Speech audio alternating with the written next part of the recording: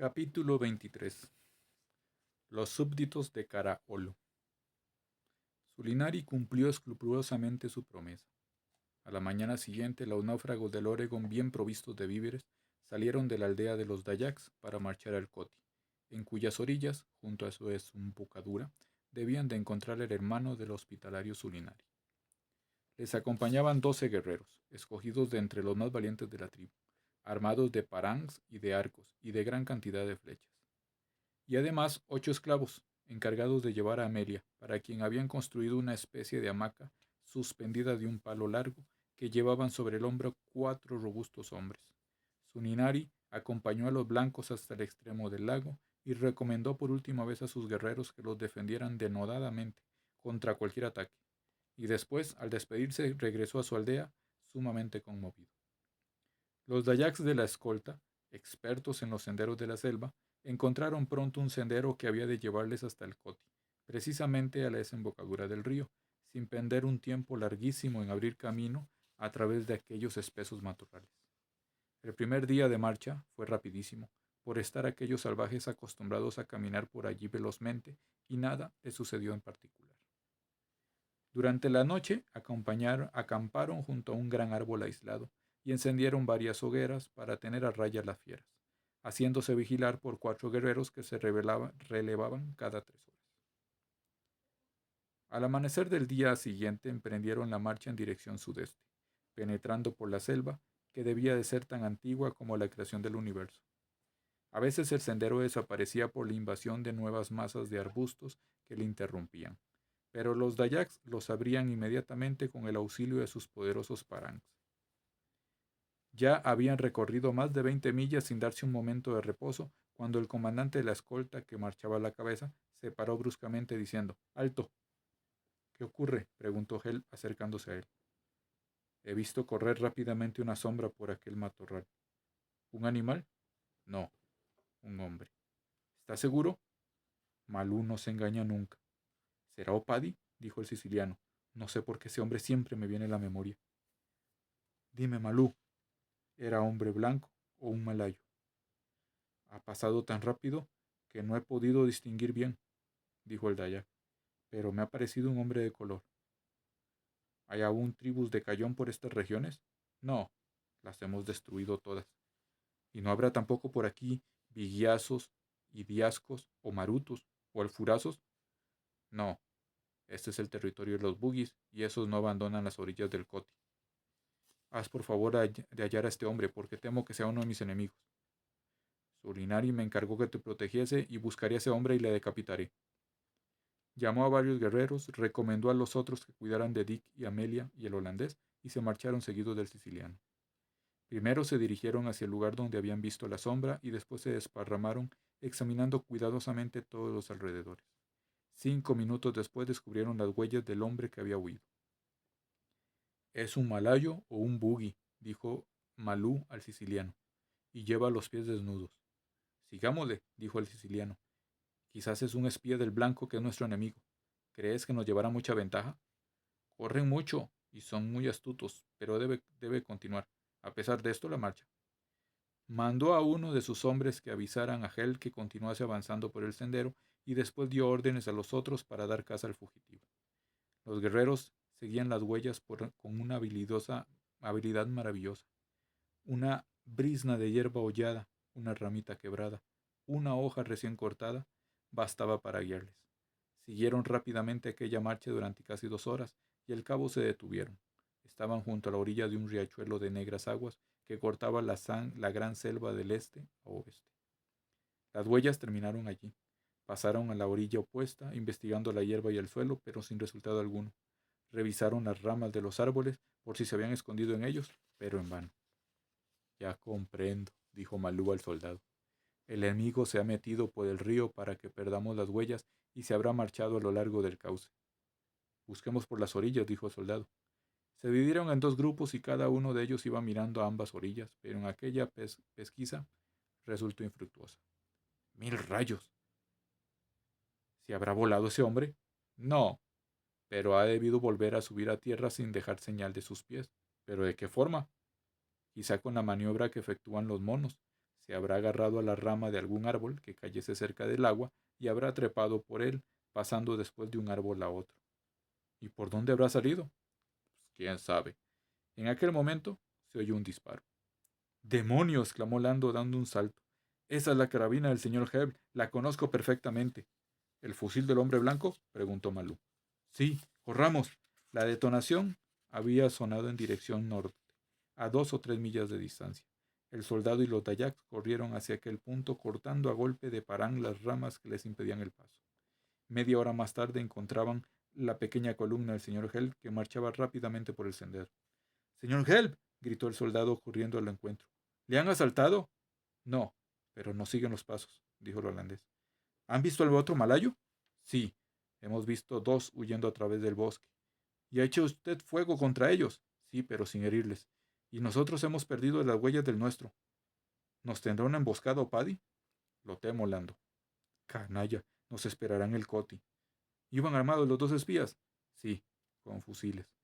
Señor Hell, hay que acelerar la marcha para que no nos sorprendan en medio del bosque. Tenemos 12 hombres valientes y 8 esclavos, pero todos temen a las armas de fuego. Eso ya lo sé, Lando, y por eso iremos lo más deprisa que podamos. Malú, ¿estamos aún lejos del Campang? Llegaremos mañana por la noche, dijo el Dayak. Adelante.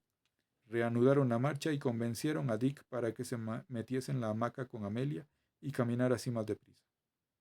Malú, 4 guerreros y el soldado se adelantaron como vanguardia para explorar el terreno y evitar de este modo una emboscada o un golpe de mano repentino. Sin embargo, llegó la noche, y no volvió a verse ningún espía. Aquella noche acamparon rodeándose de mayores precauciones. Alrededor del campamento construyeron una especie de barricadas trincheras con troncos y ramas de árboles y fueron mandados algunos hombres a emboscarse a cierta distancia de ellos. Para mayor seguridad no encendieron ni un solo fuego, para no llamar la atención de sus enemigos que continuaban por los alrededores. Pero todas las precauciones fueron inútiles, porque ninguna alarma turbó el sueño de Dick y Amelia. Con toda seguridad, el enemigo se había retirado para comunicar a Opadic la noticia del avance de los náufragos. Nos tenderá una emboscada junto al río, dijo Hell en el momento en que emprendían de nuevo el camino. Ese hombre no nos dejará tranquilos. Tengo una idea, señor Hell, dijo el soldado. Explícate. Ha dicho Malú que el Campang no está muy lejos. Es cierto. Esta noche llegaremos. No pienso que si Opadi se entera de nuestra dirección, pues hará todo lo posible por impedirnos llegar al pueblo de Dayak, si eso es. ¿Y si mandásemos pedir refuerzos al hermano de Sulinari? ¿Y nosotros esperamos aquí? Sí, defendidos por esta trinchera, que podemos hacer nada más cada vez más fuerte. La idea no es mala. Los Dayaks pueden ir allá sin que les vean y llegar a su destino sin que caigamos en ninguna emboscada. Pues no perdamos tiempo. Llamaron al jefe de la escolta y le informaron lo que habían deliberado. Malú, que era un salvaje muy perspicaz, acogió bien la proposición y eligió 3 hombres de los más ágiles y decididos, a los que ordenó dirigirse a la desembocadura del Coti, aconsejándoles ir separados por diferentes caminos para no caer en manos del enemigo. Pocos minutos después los 3 Dayaks desaparecieron en el bosque, mientras el soldado y 3 guerreros más se dedicaban a cortar algunos árboles gruesos para reforzar las trincheras del campamento. A mediodía quedaba terminado el trabajo y el durión, que formaba el centro del campamento, estaba rodeado de troncos de árboles, gruesas ramas para poder oponer resistencia a un ataque, aunque fuera de importancia. Para hacerlo aún más inexpugnable, los Dayaks habían clavado por la parte de fuera una línea de flechas envenenadas, de las que solo sobresalían las puntas, obstáculo que resultaba formidable contra los pies desnudos de los malayos o los bugis, pues bastaba la más pequeña rozadura para producirles la muerte.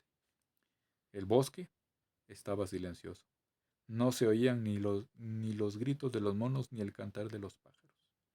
Sin embargo, aquella calma no aseguraba que los salvajes, hijos de la selva, no redoblasen su vigilancia. Me temo que dentro de poco tengamos jaleo, dijo el soldado escudriñando atentamente el bosque. Ese bribón de Opadi nos va a jugar una mala partida. Pero todavía no tenemos una prueba segura de que sea él, dijo Help. Quizá la herida que usted le hizo fue de gravedad. No lo crea. Además, ¿quién puede tener especial interés en dificultar y espiar nuestra marcha sino él? Eso es verdad, Lando. ¿Habrán llegado ya al Campac nuestros mensajeros? Yo creo que sí, son muy rápidos. ¿Entonces esta noche podremos recibir el auxilio? Sí, dado el caso de que no hayan caído en manos del enemigo. Qué mal negocio si eso sucediera. ¡Eh! ¿Qué ocurre? Que parece que se prepara un huracán. He oído tronar. El cielo se cubre rápidamente, dijo Hel mirando a través de un claro del follaje. Pasaremos mala noche, lo cual hará que se retrasen los socorros. Y no tenemos más que 2 fusiles. 3, corrigió Dick, que oía la conversación. Es cierto, señor Dick, dijo riendo el soldado. Me había olvidado de usted.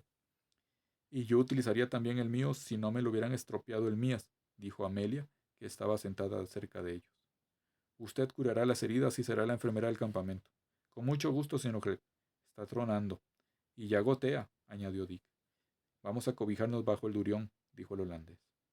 El huracán iba a estallar.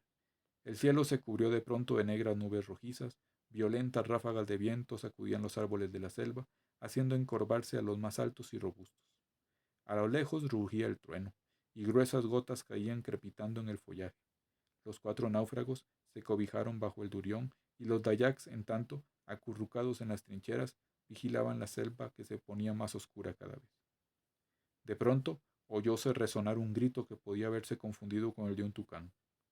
Malún, que estaba tendido cerca dentro de la trinchera, alzó la cabeza, lanzándose sobre los oscuros árboles una mirada escudriñadora. ¿Qué hay, Malú? Dijo Helm, que había notado aquel movimiento. ¿No han oído esa señal? ¿No era el grito de un tucán? No. ¿Estás seguro? Las orejas de Malú no se engañan. Entonces es un anuncio de que se acerca el enemigo. Sí. En aquel instante un deslumbrador relámpago rompió las tinieblas, iluminando vivamente la oscuridad de la selva. A su rápido resplandor, el holandés y Malú divisaron algunos hombres que avanzaban arrastrándose sobre la hierba. ¡El enemigo! Dijo Help. En aquel momento el huracán se desencadenaba con violencia. La lluvia caía a torrentes y el trueno retumbaba sordamente, propagándose del horizonte oriental al occidental con gran velocidad, y fulgurantes rayos iluminaban siniestramente las sombras de la noche. Al grito de alarma de Help, todos los dayaks se pusieron de pie empuñando sus armas. El soldado y Dick se lanzaron a las trincheras, ocultando el cañón de sus fusiles entre sus ropas. Ahí está, dijo Help. Un hombre había salido a 30 pasos de distancia por entre la hierba. El soldado y Dick hicieron fuego simultáneamente. El hombre herido por la doble descarga cayó al suelo pesadamente. Una treintena de hombres se destacaron, lanzándose en avalancha y gritando furiosamente. El holandés hizo fuego contra el grupo mientras los dayaks lanzaban nubes de flechas. Algunos hombres cayeron, pero el resto continuó su desenfrenado ataque. Distaban solamente algunos pasos y los dayaks empuñaban ya sus parangs para emprender la lucha cuerpo a cuerpo, cuando se oyeron algunos disparos que sonaban por el sendero que iba al Coti. Los asaltantes, cogidos por la espalda, se pararon indecisos. El marinero y Dick, que volvieron a cargar sus armas, aprovecharon el momento para derribar a otros 2 enemigos. El griterío que venía de la parte del camino les mantuvo en expectativa. ¡Los Dayak Lau! Gritó Malú. ¡Estamos salvados! Varios hombres corrían a través del bosque por entre los árboles, agitando sus parangs y disparando sus fusiles contra los asaltantes. ¡En retirada! Gritó una voz. El siciliano y Hel lanzaron un grito de sorpresa. Ambos habían reconocido en aquella la voz del traidor Opadi. ¡Opadi! Exclamaron. En el mismo instante los enemigos huían desordenadamente entre las sombras de la selva.